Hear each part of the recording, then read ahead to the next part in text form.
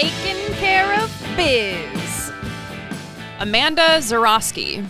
Amanda Zurawski. Yes, and I hope I am pronouncing her name correctly. She is one of 5 women suing the state of Texas over its restrictive abortion laws. She was denied an abortion after she had pregnancy complications. I think 18 weeks into her pregnancy, her water broke, putting her at high risk for a life-threatening infection. And in her attempt to get care, she faced several different hurdles that were life-threatening, and she gave testimony before Congress, and it was really powerful. And we're going to play 2 pieces of that because I think it's really important that people hear her story from her.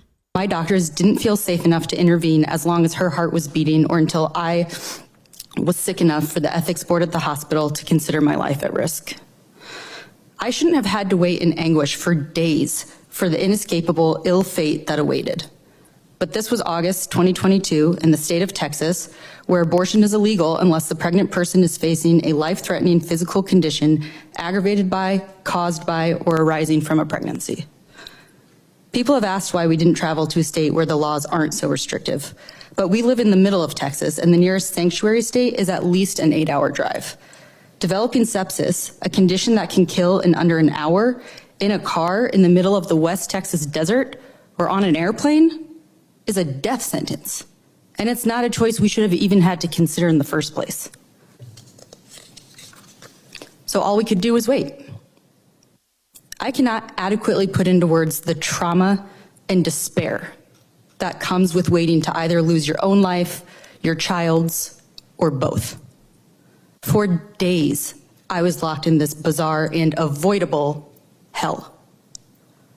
Would Willow's heart stop, or would I deteriorate to the brink of death? The answer arrived 3 long days later. In a matter of minutes, I went from being physically healthy to developing a raging fever and dangerously low blood pressure. My husband rushed me to the hospital, where we soon learned I was in septic shock, made evident by my violent teeth chattering and incapacity to even respond to questions. Several hours later, after stabilizing just enough to deliver our stillborn daughter, my vitals crashed again. In the middle of the night, I was rapidly transferred to the ICU, where I would stay for 3 days as medical professionals battled to save my life. What I needed was an abortion, a standard medical procedure. An abortion would have prevented the unnecessary harm and suffering that I endured. Not only the psychological trauma that came with 3 days of waiting, but the physical harm my body suffered, the extent of which is still being determined. It's just horrifying because this is a reality facing, women across the country. And this was avoidable. Yeah, absolutely. Yeah. And Republicans during this committee hearing tried various tactics to ignore the reality of the situation, including acting like the doctors that she encountered misinterpreted the law and that they're sorry that her doctor misinterpreted the law. Right. And again, they're trying anything they can to avoid having to take responsibility for what they've done and the consequences of what they've done. And what they want to continue to do. This is the policy prescription on the part of the Republican Party. This is what they want. This is the world, the country that they want to live in, that they want to force women into. And then they don't want to take responsibility for it when it comes time to answer. And some Republicans were so fearful of taking responsibility that they didn't even show up. Of course. And I wanted to address my senators, Cruz and Cornyn, who neither of whom regrettably are in the room right now. But I would like for them to know that what happened to me, I think most people in this room would agree, was horrific. But it's a direct result of the policies that they support. I nearly died on their watch. And furthermore, as a result of what happened to me, I may have been robbed of the opportunity to have children in the future.